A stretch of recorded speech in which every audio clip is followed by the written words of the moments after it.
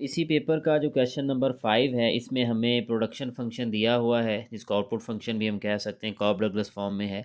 और इसमें हमें कहा गया है कि direct first and second order partial derivatives find out करें और cross partial derivatives find out करें। तो इसमें सिंपल सी बात है, डायरेक्ट फर्स्ट और सेकंड ऑर्डर की अगर हम बात करें तो सबसे पहले जो हम फाइंड आउट करेंगे डेरिवेटिव, पार्शियल डेरिवेटिव, वो कैपिटल के हिसाब से होगा। तो हम लिखेंगे Q और सब्स्क्रिप्ट में K लिख देंगे, दैट इज़ इक्वल टू।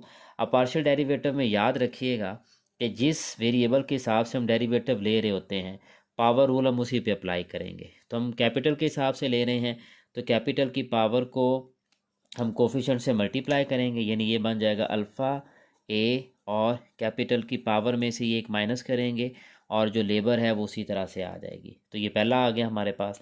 फिर उसके बाद उसके बाद हम जो सेकंड जो है ना वो फर्स्ट डेरिवेटिव लेंगे, वो लेबर के हिसाब से हो जाएगा। तो दैट इज़ इक्वल टू, अब लेबर की पावर जो एल हमारे पास है उस पर हम जो है ना वो अप्लाई करेंगे। जैसे यहाँ पे ये एल है तो इसकी पावर बीटा है, तो ये हमारे पास बन जाएगा बीटा ए के alpha L beta minus one. यानी जो पावर रूल है अब वो हम एल पे अप्लाई करेंगे। पहला पार्ट ऑलमोस्ट हो गया मुकम्मल।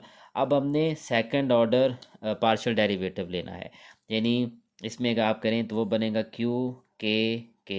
यानी ये जो पहले डेरिवेटिव लिया हुआ है इसका दोबारा फिर हम कैपिटल के हिसाब से डेरिवेटिव लेंगे। अब कैपिटल की पावर ये है जिसको हम कोफिशिएंट से मल्टीप्लाई करेंगे, तो ये बन जाएगा alpha into alpha minus one के alpha minus one already given है, इसमें से वन माइनस कर देंगे, एल बीटा उसी तरह से आ जाएगा। इसको सॉल्व करें तो ये बनेगा alpha into alpha minus one के अल्फ़ा वन और one minus two L beta. तो ये second order direct partial derivative आ गया के हिसाब से। अब लेबर के हिसाब से देखते हैं क्यू एल एल। अब उसके लिए हम क्या करेंगे, ये जो क्यू एल है इसका दोबारा फिर एल के हिसाब से डेरिवेटिव लेंगे, ठीक है।